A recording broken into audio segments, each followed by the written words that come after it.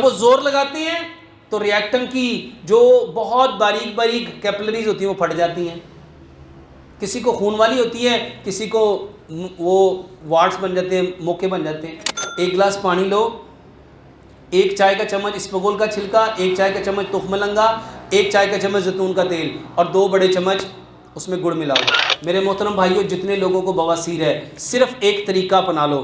کھانا کھانے سے آدھا گھنٹہ پہلے پانی پیو اور کھانا کھانے کے 1.5 گھنٹہ بعد پانی پیو.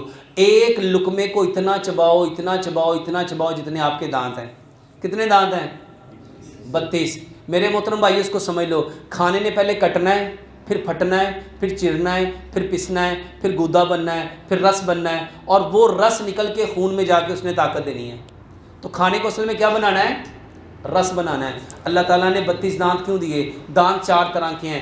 8 دانت ہیں 1 نوک والے, اس کا کام ہے کھانے کو کاٹنا. 8 دانت ہے 2 نوک والے, اس کا کام ہے کھانے کو پھاڑنا. 8 دانت ہے 3 نوک والے, اس کا کام ہے کھانے کو چیرنا. اور 8 دانت ہے 4 نوک والے, اس کا کام ہے کھانے کو پیسنا. تو دانتوں کا کام ہے کھانے کو کاٹنا, پھاڑنا, چیرنا, پیسنا. پھر اس میں گودا بننا تھا, پھر اس میں پیسٹ بننا تھا, پھر اس میں سے رس نکلنا تھا. میرے محترم بھائیوں, جو بندہ اپنے دانتوں سے کھانے کو چبا نہیں سکا, اس کو رس بنا نہیں سکا, کیا میدا اس کو بنا لے گا؟ ایک بات پلے باندھ لو میرے محترم بھائیوں, تیزی کا کام شیطان کا ہے. تیزی کا کام نبی صلی اللہ علیہ وسلم نے مومن 1 آنت کھاتا ہے اور کافر 7 آنتیں کھاتا ہے. کافر کتنی آنتیں کھاتا ہے؟ 7 آنت. وہ کیسے کھائے گا؟ جب وہ جلدی جلدی کھائے گا اس کو پتہ ہی نہیں چلے گا. جب وہ ایک لقمے کو 32 بار چبائے گا, بتاؤ اس کو کبھی بواسیر ہوگی؟ اچھا, بواسیر ہوتی ہے قبض کی وجہ سے. بواسیر کس کی وجہ سے ہوتی ہے؟ قبض کی وجہ سے. جب وہ زور لگاتے ہیں تو ریئیکٹن کی جو بہت باریک باریک کیپلریز ہوتی ہیں وہ پھٹ جاتی ہیں.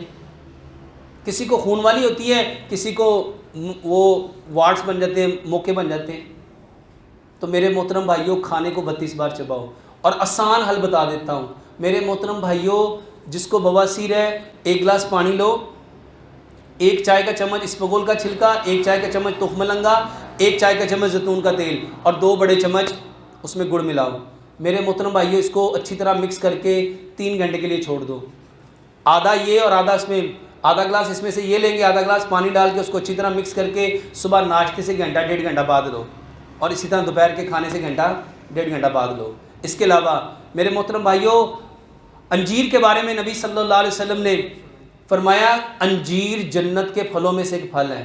اللہ تعالیٰ نے انجیر کی قسم کھائی ہے.